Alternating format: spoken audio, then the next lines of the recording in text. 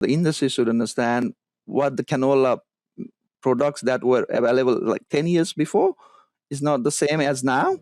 Yeah. And we have to appreciate the effort of the canola breeders, processing mills, and all the industry that are involved to improve the canola product itself. And we have to understand the new research that has been going on canola product, canola side, and we have to uh, appreciate the results and try high inclusion of canola meal or canola products in the poultry diets.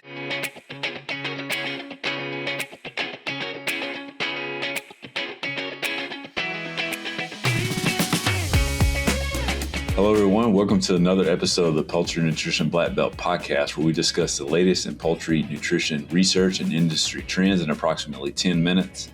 My name is Sam Rochel. I'm an assistant professor of poultry nutrition here at Auburn University and one of the co-hosts of the show.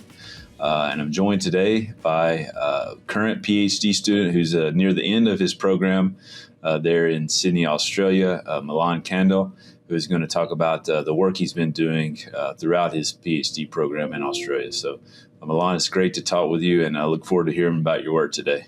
Thank you so much, Dr. Rachel, and thank you so much for having me and for the kind introduction. And I'm happy to talk about my ongoing PhD, basically focusing on utilization of canola products for sustainable poultry production in Australia. That's right. So you've been focusing on canola products. So can you give us a little bit of the background of why canola meal and some of the general characteristics of the type of ingredients you've been working with? First of all, before knowing about the canola products, first we have to know about the situation in Australia. Like here, we use wheat-based diets rather than the maize-based diets. So here, most of the soybean meal is imported from Argentina or either from US.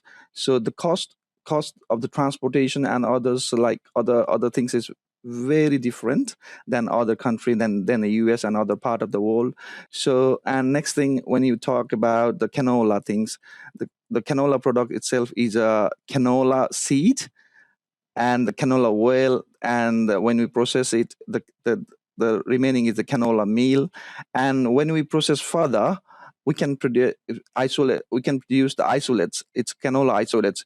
It's a concentrated form of amino acids, and basically, like, when we know about these things, we have to know about the canola production in Australia. Like around 8.5 million metric ton is produced in Australia, and however, only 1 metric ton is used domestically. So majority of the crops is exported outside Australia.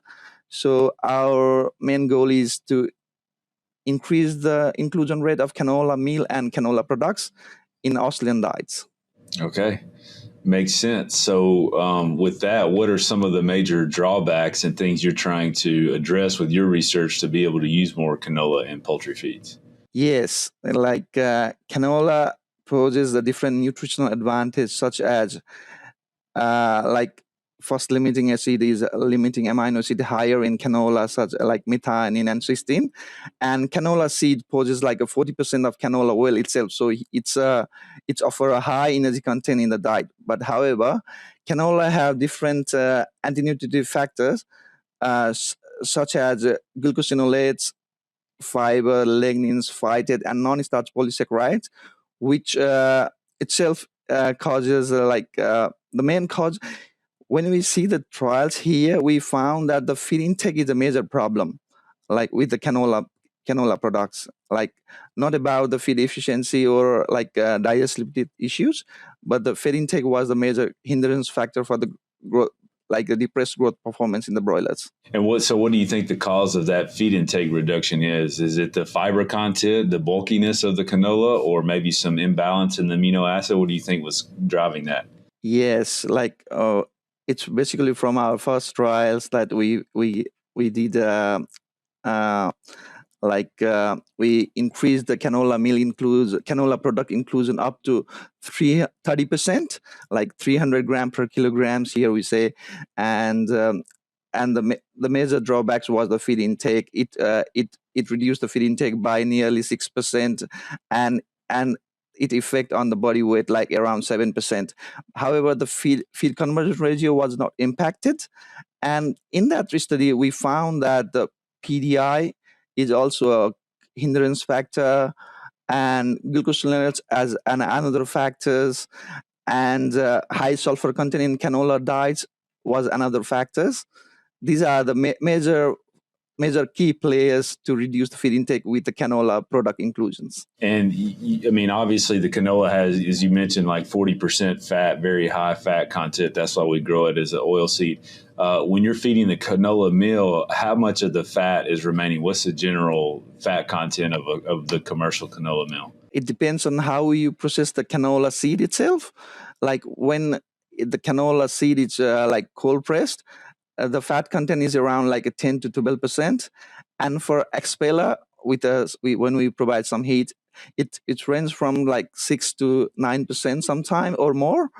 And basically for the commercially available canola meal have like 1 to 2% of oil content on it, because we extract all the oil through the hexane process. And so when you feed I'm interested in the canola protein isolate, the more purified product. Is that something that is produced at commercial scale, or is that just more to understand better from a research standpoint the protein profile and amino acid profile of the canola? Yeah, I'm also basically interested on that. But however, because of the logistics and the availability of the canola isolates itself, in the poultry diets, we are not able to get it in this meantime.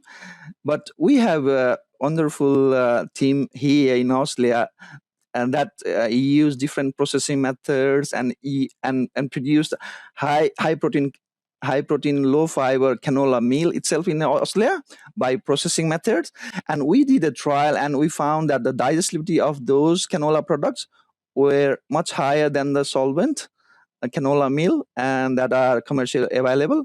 And when we see the growth performance for these 5 days, it was pretty like promising. Okay. Yeah. Very nice. And are you looking at like digestibility, amino acid digestibility, metabolizable energy, and those types of things of that product as well?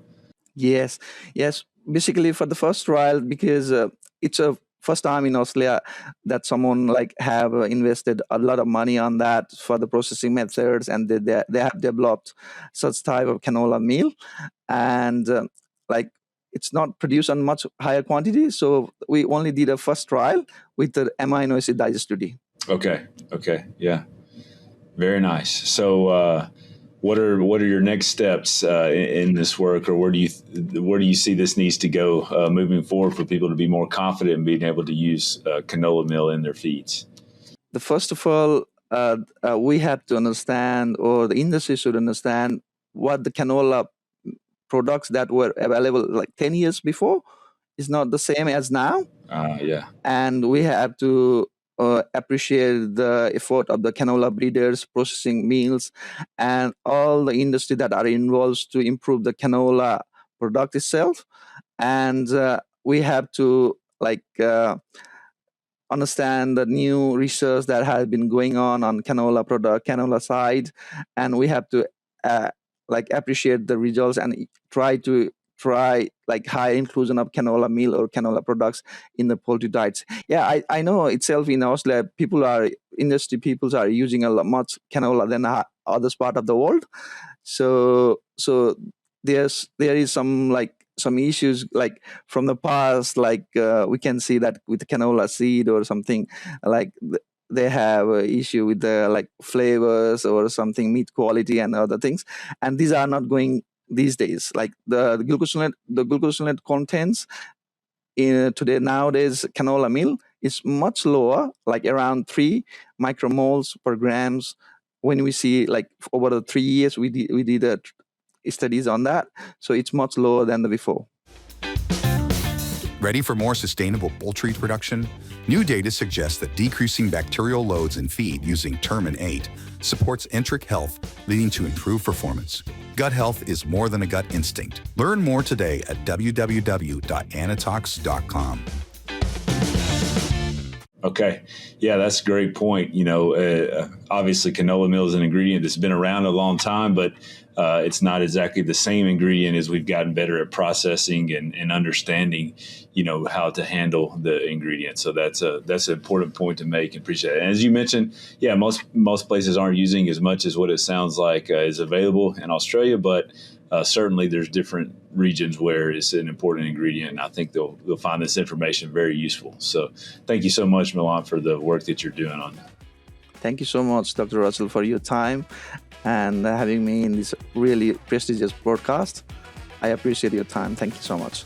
Absolutely, and best of luck finishing up your PhD program. So thank you so much. Absolutely. Well, thanks to all of you for listening to another episode of the Poultry Nutrition Blackbelt Podcast. If you enjoyed this episode, like and subscribe on your favorite platform so you can catch the next one. Thank you. Thank you.